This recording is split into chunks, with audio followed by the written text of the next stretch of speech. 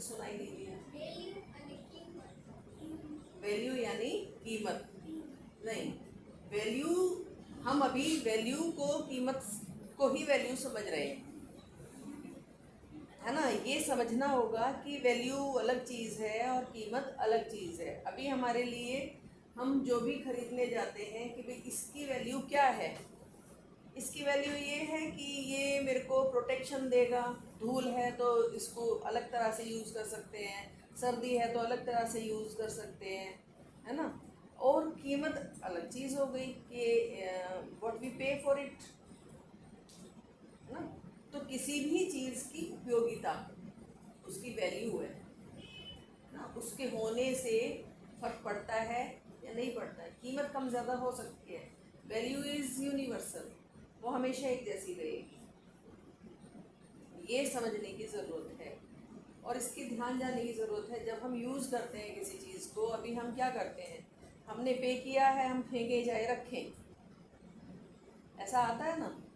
लेकिन हमने पे किया है, उससे पहले ये आया कैसे। जैसे कल बात हुई थी कि हमारी थाली में जो भोजन आता है, हमने उसके लिए पे किया, ओके ऑलराइट, लेकिन वो आया जैसे, क्या हमको उसकी वैल्यू करनी है या नहीं करनी है।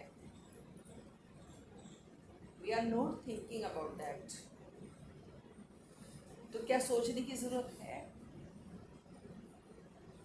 कि वैल्यू करना है। अभी क्या होता है, शादियों में देखते हैं ना, ये भी लो, ये भी लो, ये नया ट्राई करना है, ये भी लो, ये भी अच्छा नहीं है, फेंक दिया।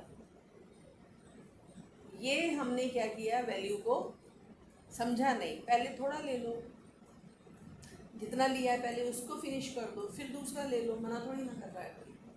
लेकिन हमारे माइंड में क्या चीज़ सेट है कि भाई पैसा दिया है, यानी हमने वैल्यू नहीं समझनी है, हमको अपना पैसा दिखाई देता है बस। वो चीज़ कहाँ से आ रही है, उसके पीछे कितने लोगों का श्रम लगा है। श्रम समझते हैं, मेहनत, पसीना, है ना।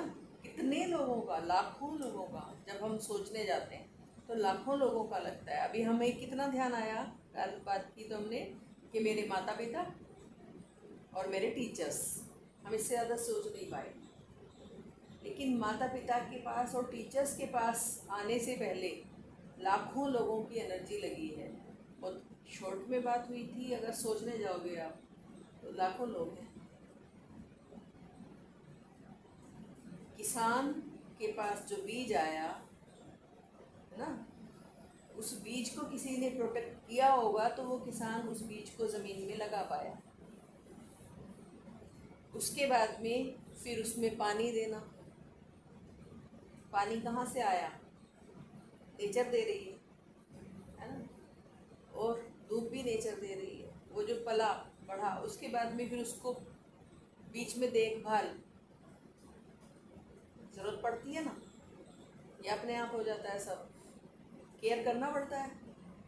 उसके बाद फिर उसको काटना, उसकी रिफाइनमेंट जो भी होता है, फिर उसकी पैकिंग, पैकिंग के बाद में फिर वो पॉलिश्ड होते हैं। डायरेक्ट तो आप नहीं खाते ना, चावल खाते हैं ना, तो डायरेक्ट थोड़ी खाते हैं जैसा खेत से आया, उसको पॉलिश किया जाता है।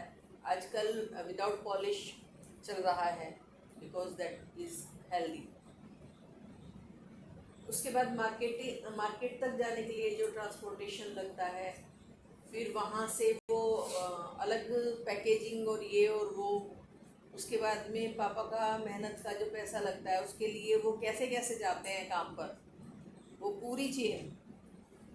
फिर जहाँ काम पर जा रहे हैं वहाँ का सेटअप कैसे बना, वो पूरी चेन। वहाँ कितने लोगों ने पहले मेहनत की होगी, इतना लंबा है, ध्यान जाता नहीं है। जाने की ज़रूरत है तो वैल्यू समझ में आएगी। ऐसे ही नहीं आ गया मेरी थाली में। मेरी थाली में आने से पहले लाखों लोगों तक ये गया, उसके बाद मेरे पास तक पहुंचा है।